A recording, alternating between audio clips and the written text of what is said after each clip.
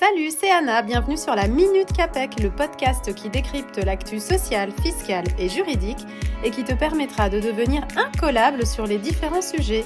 Le principe est simple, un mois, un épisode, une actu.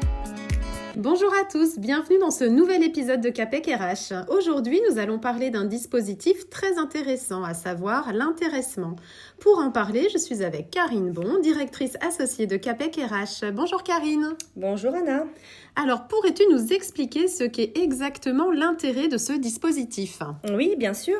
L'intéressement est un dispositif volontaire qui permet à une entreprise de partager une partie de ses résultats ou de ses performances avec ses salariés.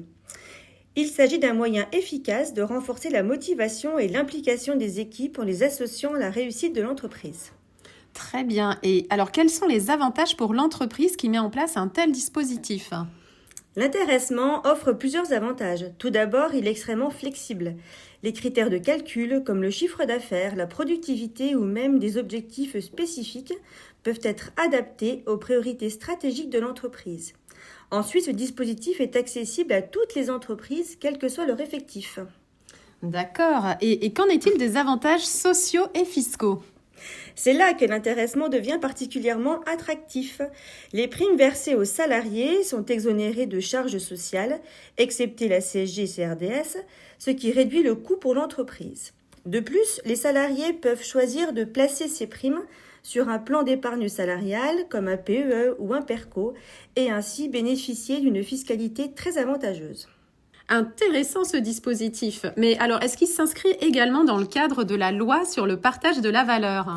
Oui, exactement. L'intéressement est l'un des dispositifs qui peut être mis en place par la loi de partage de la valeur pour les entreprises de plus de 11 salariés avec un bénéfice net fiscal moyen supérieur ou égal à 1% sur les 3 derniers exercices.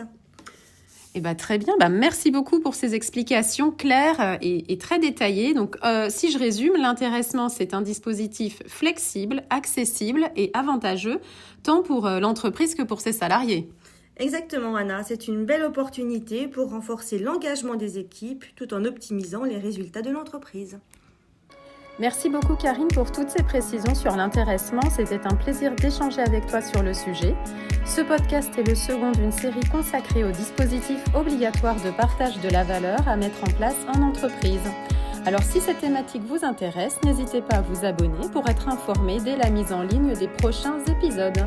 Pour suivre l'actualité du cabinet, consultez régulièrement notre site internet et nos réseaux sociaux. Merci pour votre écoute et à bientôt pour un nouvel épisode.